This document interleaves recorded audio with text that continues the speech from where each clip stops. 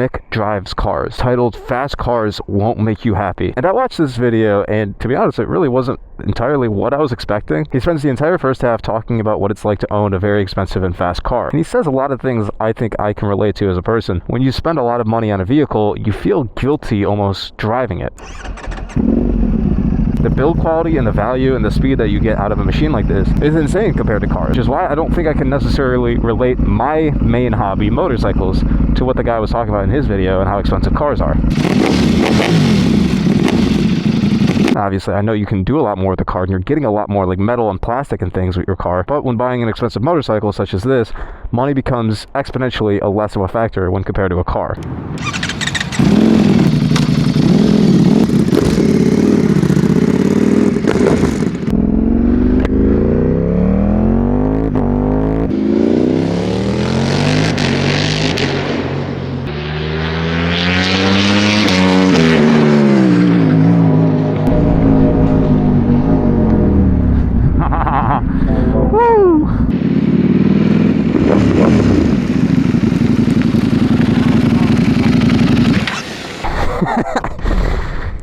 Let's get out of here. I think the argument against fast motorcycles is a lot more deep cut than just the money. And this is something I've struggled with myself.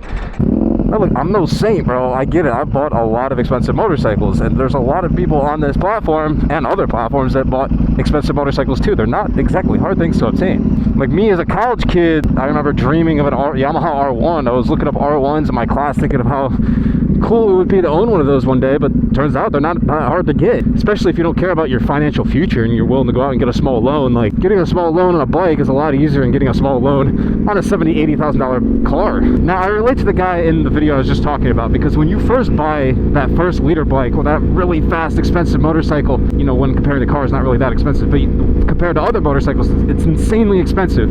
You get that hit of dopamine. You get that initial hit of dopamine. You get really excited. You go riding on it for 2,000 miles. You think it's the greatest thing to ever exist, and you don't understand why you didn't get one sooner. I relate to that. That's exactly how I was when I first bought my first 1000cc motorcycle. And I still own 1000cc motorcycles to this day. Now, this is a demo model.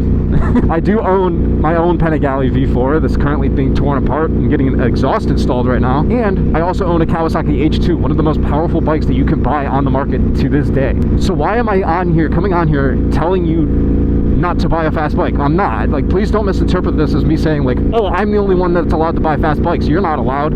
You can't handle it. No, I think everybody should experience it at least once. But my purpose of making this video is I'm talking about the fact that it's not the be-all, end-all of motorcycle happiness. There are other things that you can do on these machines. I gotta say, these new Panigales are so good at handling these lower speeds, dude.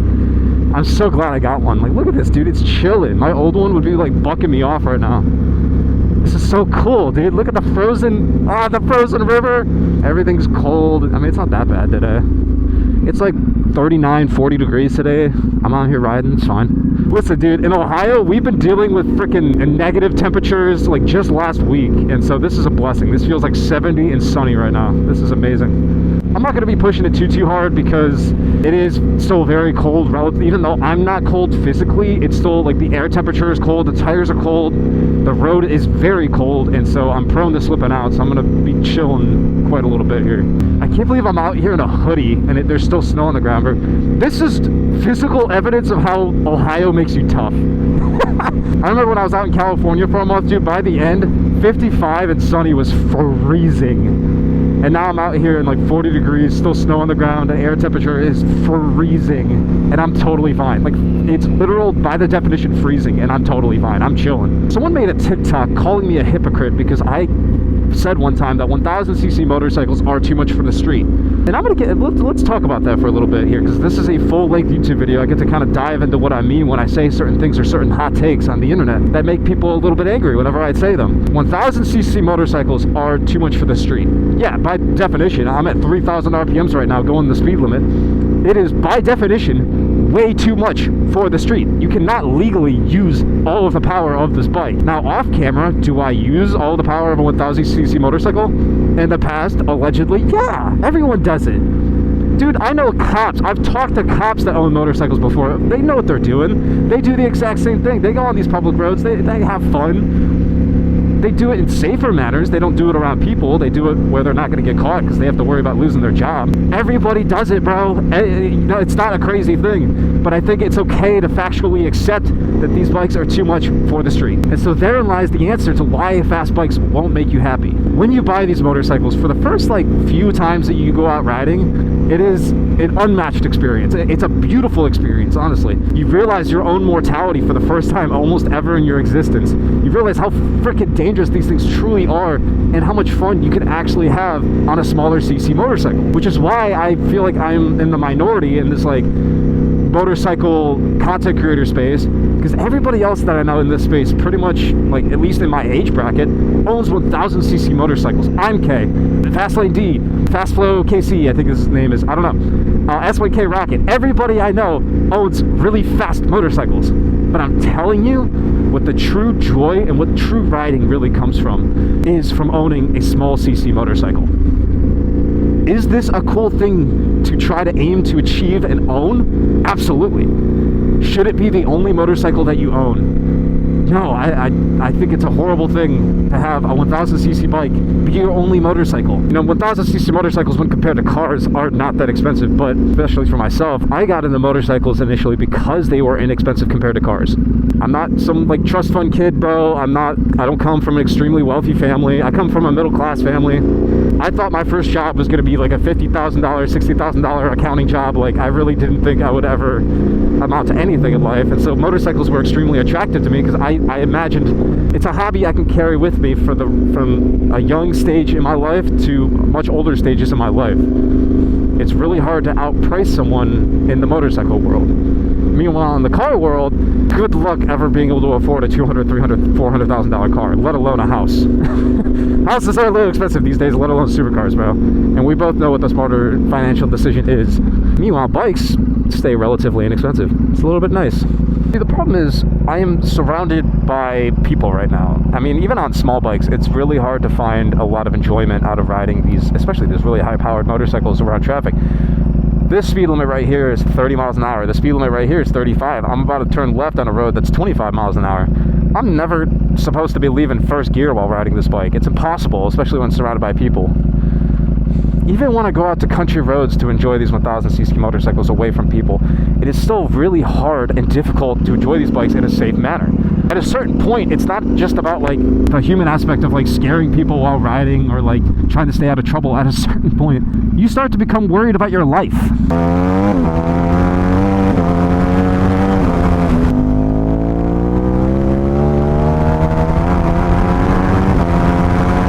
Gotta love a Ducati, huh? What's that?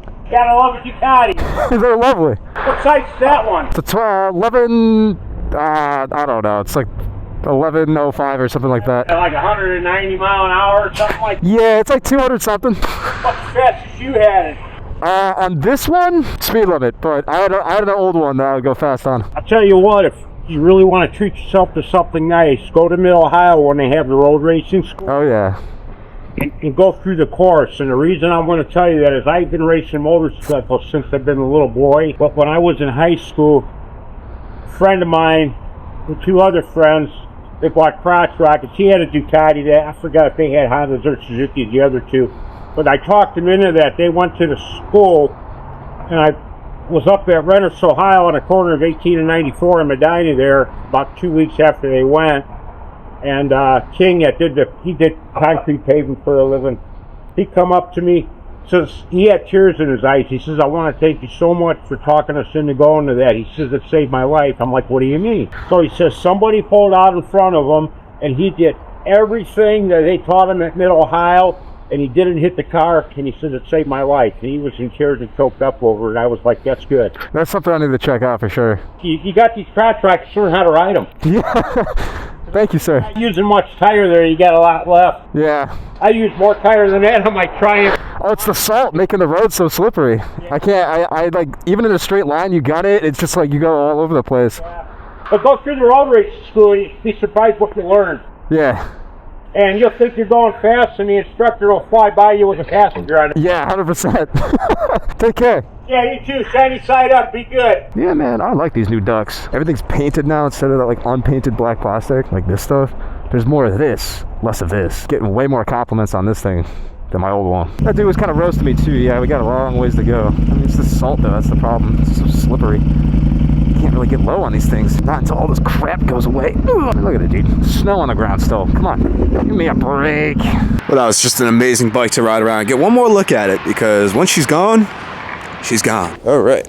This is, of course, elusive Yamaha MT-07 that you guys have kind of come to know and love. We have the MT-07 up on the stand. Obviously, I had winter storage on my motorcycles over the winter at this dealership, but it's looking like we're gonna get some warmer weather this Sunday. So my current plan is, before these guys close, since they're having a little bit of a slow service day, I'm gonna be conducting my own oil change on this bike. I brought my own chain stuff. I'm just gonna be doing a little bit of the maintenance I should have done in the fall, now in the spring. This is why in my winterization video that got like no views, I told people that you should do this maintenance in the fall rather than the spring, because now I'm trying to hurry and hustle and get all this stuff done before the warm weather. Really stupid. I should have listened to my own advice, but I didn't. Anyway, oil changes on this bike is really simple. Drain bolt's right there. Oil filter is right there. Very easy stuff to do. Chain is located right there. We just got to clean that and lube that. This bike is luckily very easy to maintain. Not going to be a problem.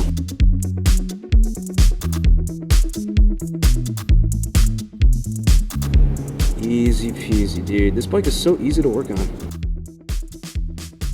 While that's draining, we're just gonna be doing some basic maintenance on the chain. It's going to involve just cleaning it so that way it looks all spiffy, and then we're gonna lube it so that way it kind of protects it from rust, corrosion, salt, potentially, that we're gonna find out when we ride this bike on Sunday. I bought this sick little chain kit, not sponsored by the way. I just buy these every now and then. Just makes things really easy. Oh, I'm using the wrong thing. I should be using, what am I doing, bro? They literally come with a chain brush. I'm supposed to be using a chain brush for this part. I'm so stupid. So a really big misconception that I used to really have about this chain clean stuff is I thought it was very corrosive to the chain and the rubber pieces in the chain. I was educated by the techs here that this stuff actually has very similar compounds to the stuff that is in the chain lube. So you don't actually have to wash off the chain clean with water. You just have to wait for a little bit, let it dry, and then apply the chain lube. I didn't know that, but it turns out the stuff that's made for a chain isn't actually going to be corrosive to a chain. So here's what the chain is looking like right now. Obviously, I clean that thing up a lot. You usually replace your sprockets and chain every like 10,000 miles anyway. I'm about halfway to that point on this motorcycle, so I'm not really gonna worry about stuff like that. This chain looks like it's pretty reasonably adjusted. I don't think we really need to worry about tightening that today, but we still have to apply the chain lube, and of course, once the rest of this oil has dripped out, we can then replace the engine oil, get this thing started up, and trailer this thing out of here. One of the last things that we're gonna do, since we just filled this thing fully up with oil, just gonna spray some chain lube on the chain before we let this thing down. The oil line looks like it's overfilled just a tiny little bit, but that's because this bike says it requires 2.8 liters of whatever. I put in about 2.6, and so we're gonna have to start the bike and see where that oil level is after we start it. Of course, the chain is looking beautiful, and like I've already said, it looks like the chain is tensioned pretty perfectly, so I don't even need to touch that today. This bike is incredibly easy to work on, so let's get this thing started up. Cold start, Yamaha MT-07. Please don't explode on me.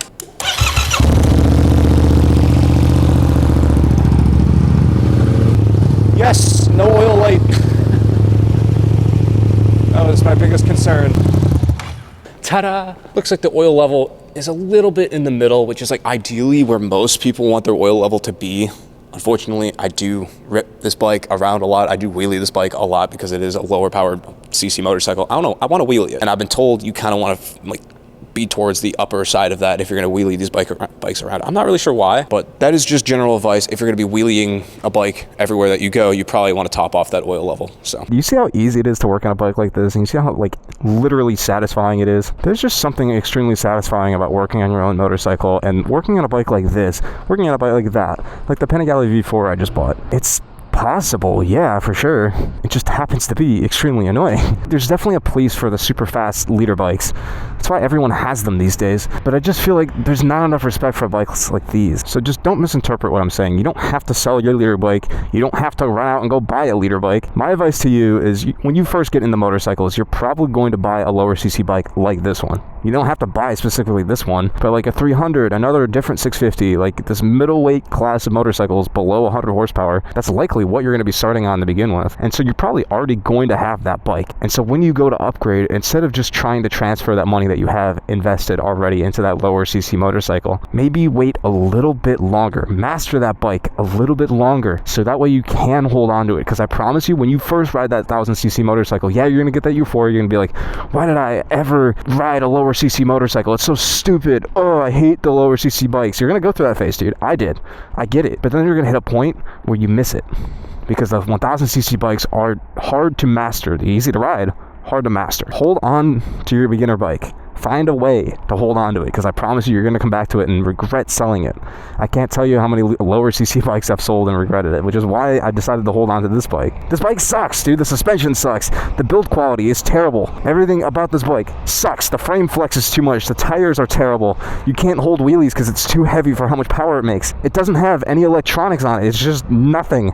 The ABS, you can't switch it off until you like physically go into it yourself and try turning it off. By every definition, this bike sucks, and you shouldn't waste your time with it. But for some strange reason, I keep it around. And that's what's different from cars to bikes. Because when you buy a crapper car, you're not going to keep it around once you get a nicer one. There's no point. There's just more things you can do on a bike than you can on a car, so it's worth keeping around the lower cc stuff. So I just hope you guys enjoyed today's video, maybe learned a little bit of something, feel inspired to keep these lower cc bikes around. Because in a social media world infested with super flashy 1000cc motorcycles and people wrecking all the time, myself included there, it's okay to keep these lower cc bikes around, man. They teach you infinitely more about riding than the bigger ones do. With that being said, I'm going to load this sucker up into my truck. We got some ramps. We're going to load this sucker in here, get her home, so that way I can ride this Sunday. Shout out to Ducati Cleveland. Thank you for holding on to my bikes over the winter. But as the snow melts and the spring quickly approaches, we got to get this thing home. So I'll catch you guys in the next one. Thanks for sticking around. Bye-bye.